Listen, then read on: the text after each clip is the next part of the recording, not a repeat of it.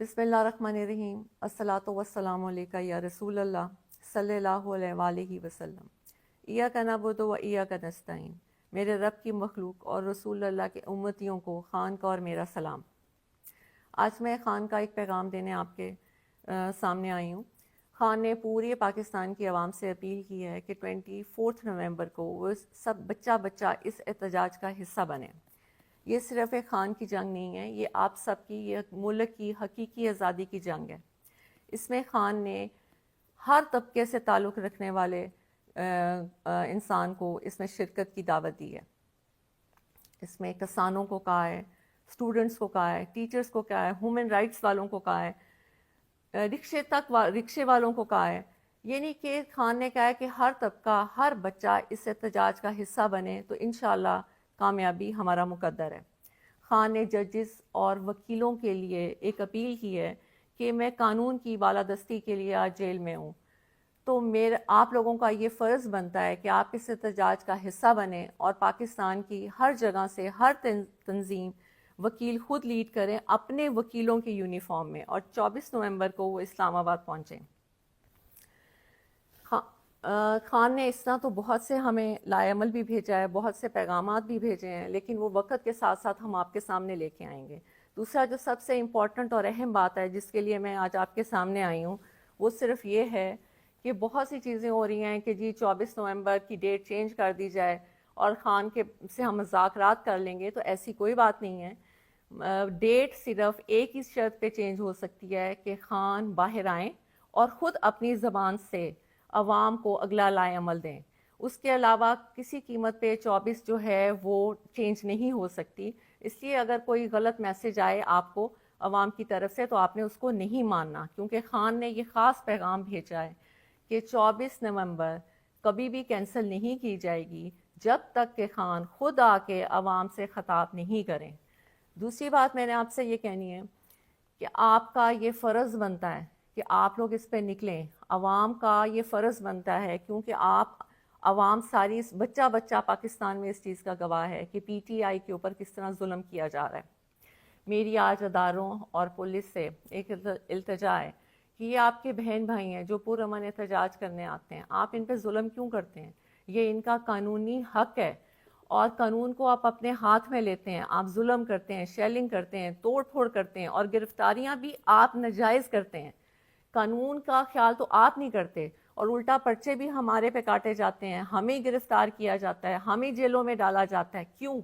ہم نے تو نہ کبھی قانون کو ہاتھ میں لیا ہے اور نہ کبھی قانون کو ہاتھ میں لیں گے۔ آج قانون کی وجہ، قانون کے کہ انصاف ملے، اس ملک کو انصاف ملے، اس کی وجہ سے خان جیل میں ہے۔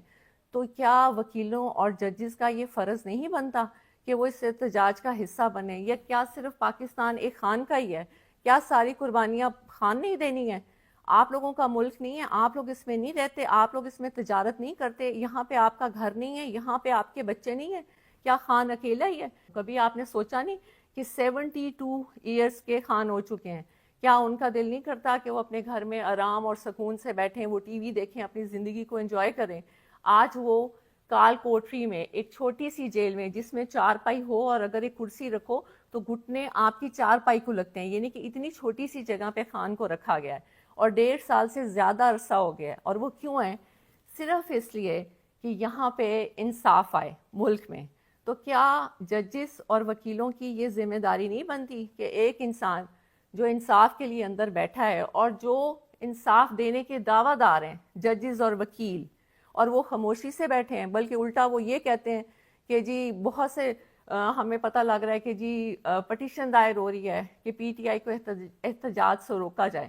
کسی بھی قانون میں یہ نہیں ہے کہ آپ کسی کو پرامن احتجاج سے روکیں۔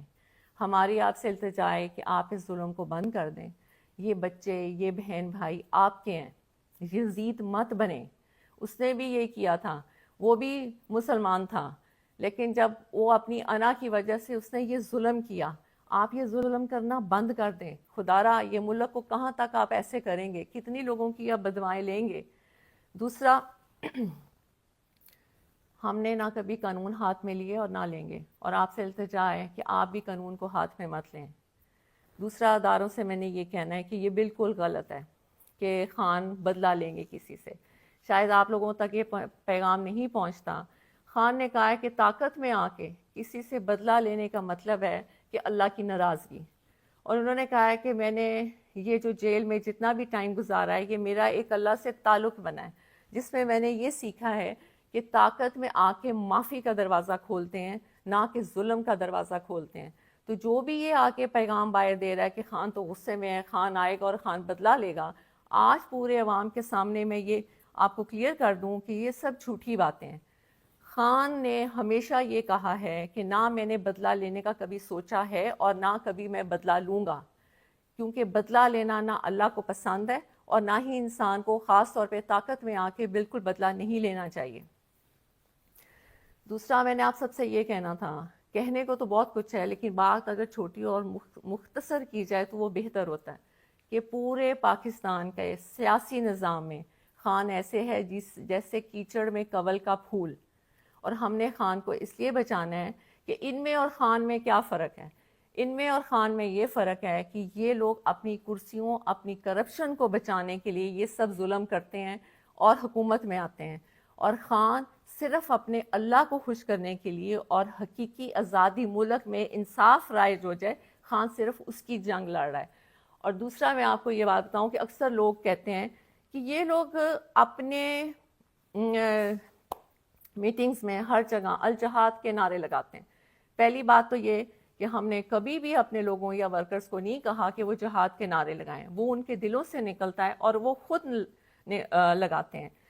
اس پہ مجھے ایک بات بہت خان کی پرانی یاد آئی, مجھے نہیں پتا کہ یہ آپ کو بتانی چاہیے کہ نہیں, لیکن میرے دل میں تھا کہ مجھے یہ آپ کو بتانی چاہیے, کیونکہ جب میں نے الجہاد کے نعرے سنے تو میرے ذہن میں یہ آیا کہ یہ تو لوگ خود بخود نکال رہے ہیں. اور یہ کیوں نکال رہے ہیں کہ انسان سمجھتا ہے کہ وہ کر رہا ہے, جبکہ ہر چیز کرنے اور کرانے والی رب کی ذات ہوتی ہے. اگر دشمن دشمنی کر رہا ہے تو وہ بھی اللہ کی مرضی سے کر رہا ہے, اگر دوست دوستی کر رہا ہے یا ہم کوئی اچھا کام کر رہے ہیں تو وہ بھی ہم اللہ کی مرضی سے کر رہے ہیں.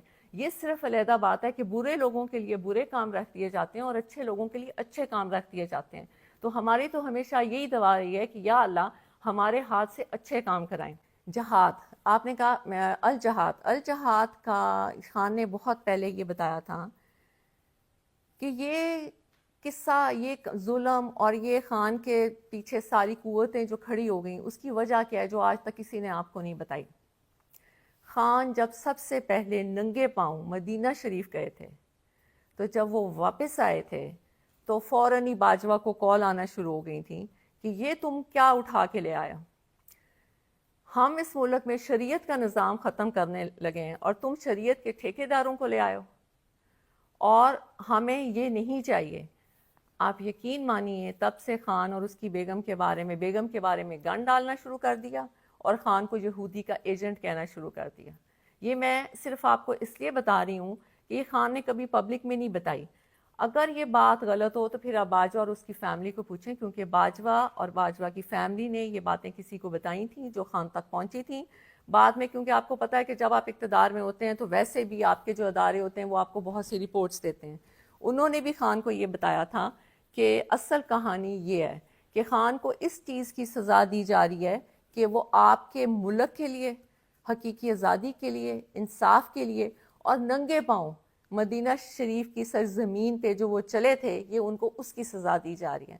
اب آپ نے فیصلہ کرنا ہے کہ کیا آپ نے خان کی عزت اور ملک کی آزادی کے لیے نکلنا ہے یا نہیں نکلنا, کیونکہ ہر دفعہ اللہ موقع نہیں دیتے. خان نے آپ کو بہت دفعہ یہ بات کہہ دی ہے کہ جیسا انسان ہوتا ہے اس کے اوپر ویسا ہی حکمران ہوتا ہے, اور پوری دنیا میں آپ کو بہت اچھی طرح پتہ ہے کہ پوری دنیا میں اس وقت کی موجودہ حکمران کو کیا سمجھا جاتا ہے. تو اب فیصلہ آپ کے ہاتھ میں. خان کی جو اپیل تھی وہ میں نے آپ تک پہنچا دی. بہت شکریہ. صلی اللہ علیہ وسلم. اللہ حافظ.